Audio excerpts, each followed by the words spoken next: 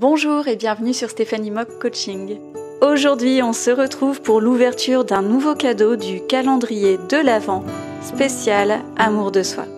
24 cadeaux à ouvrir, dans chacun d'entre eux un objet mystère en lien avec l'activité qu'on va faire ensemble. Bonjour, j'espère que tu vas bien et que tu apprécies cette série de vidéos, ce calendrier de l'Avent spécial Amour de soi. En tout cas, moi je prends beaucoup de plaisir à tourner chaque vidéo, à faire chaque activité, donc j'espère que ça t'apporte de la valeur.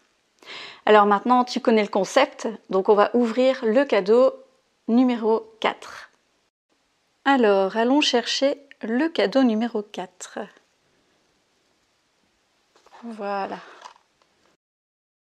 L'activité d'aujourd'hui vient en numéro 4 pour une raison particulière. C'est parce que c'est une des premières choses à traiter si tu veux apprendre à t'aimer. Il y a peut-être une émotion que tu ne t'autorises pas à ressentir. Et le but de l'activité d'aujourd'hui, c'est de t'aider à te libérer d'un poids qui te pèse probablement depuis de nombreuses années. Quelque chose qui te ronge de l'intérieur. Et pour te parler de ça, voici l'objet mystère que j'ai choisi pour toi. Cet objet me tient particulièrement à cœur. Je l'ai beaucoup utilisé à un moment donné avec mes enfants. L'émotion qu'on va extérioriser ensemble, c'est ta colère. Aujourd'hui, on va observer tout d'abord la colère qui est en toi et ensuite on va la faire sortir. Et pour la petite histoire quand même, voici d'où vient ce petit pot. Est-ce que tu connais ce livre pour enfants ? La couleur des émotions. Je ne sais pas si tu as des enfants, moi j'en ai 2, qui ont aujourd'hui 7 et 9 ans. Et ma fille, quand elle était à l'école maternelle, un jour rentre de l'école et elle commence à me parler d'émotions. Et elle me disait qu'avec la maîtresse, ils utilisaient des bouteilles d'émotions.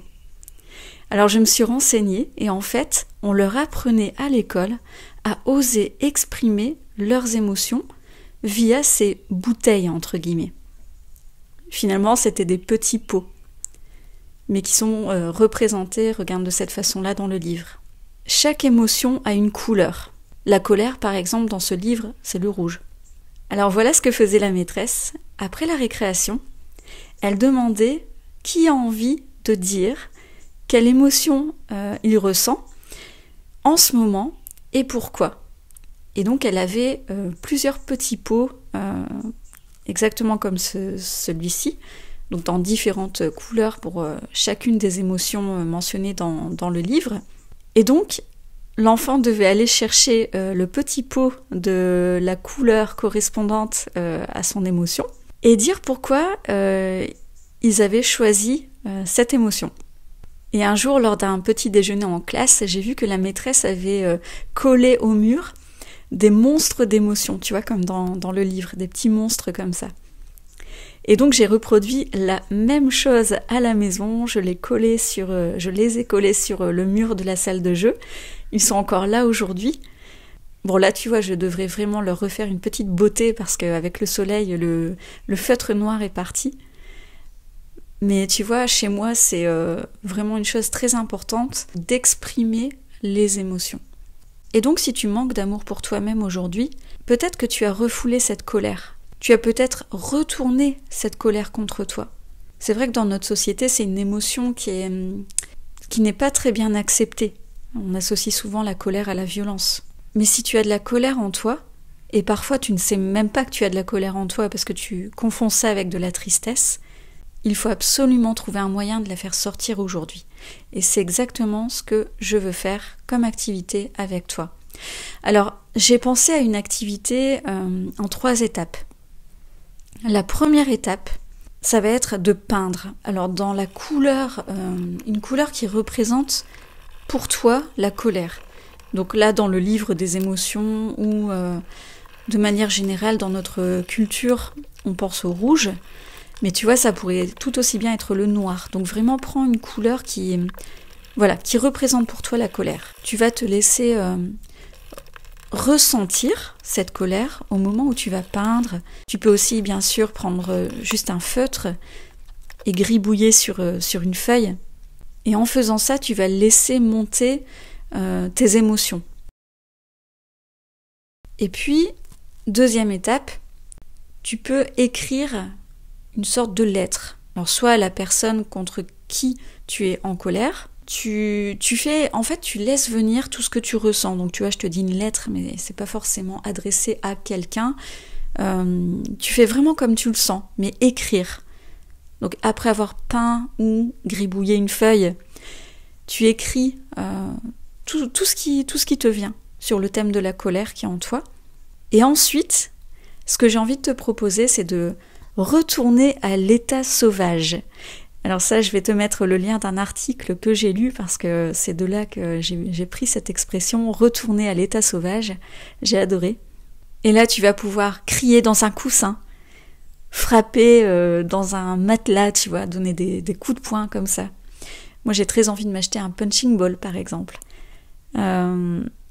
Ou encore, et là, c'est une activité, un acte symbolique que j'ai lu dans le livre dont je t'ai parlé au jour 1. Donc c'était, les 200 actes et rituels symboliques, l'action qui libère. Attends, je te montre la page où l'auteur parle de cet exercice. Donc en fait, il s'agit de jeter des œufs sur la photo de la personne à qui tu en veux. Et je l'ai fait. Bien sûr, je n'ai pas pris... de toute façon, je n'avais pas de photo de la personne, mais je ne te l'aurais jamais montré à l'écran. Donc tu vas voir, j'ai mis une feuille blanche, mais derrière cette feuille blanche, en fait, j'ai écrit à cette personne et j'ai dit ce que j'aimerais pouvoir lui dire. Mais cette personne, je ne peux plus la voir aujourd'hui. Donc c'est pour ça que je sais que c'est quelque chose qui va... Si je ne l'extériorisais pas, c'est quelque chose qui resterait en moi et encore longtemps, et je n'ai pas du tout envie de ça. Donc les images ne sont pas très jolies. Je vais te montrer quand même quelques images. Je vais t'expliquer aussi comment j'ai préparé le terrain pour faire cet acte symbolique-là, qui est un peu spécial, mais franchement, ça m'a fait énormément de bien. Ça demande un peu d'organisation et de nettoyage aussi par la suite, un peu, parce que si tu protèges bien les alentours, pas grand-chose à nettoyer par la suite, mais qu'est-ce que ça fait du bien! C'est un peu bizarre, j'ai hésité à te montrer ces images-là, mais franchement ça vaut le coup. Si tu veux essayer, n'hésite pas. Des méthodes pour extérioriser notre colère sainement, il y en a bien d'autres. Et aucune façon de le faire n'est ridicule, à partir du moment où ça te libère. En résumé, autorise-toi à laisser la colère te traverser et surtout, s'il te plaît, ne la retourne jamais contre toi. J'espère vraiment que cette vidéo t'a plu et je te dis à demain pour ton cadeau numéro 5.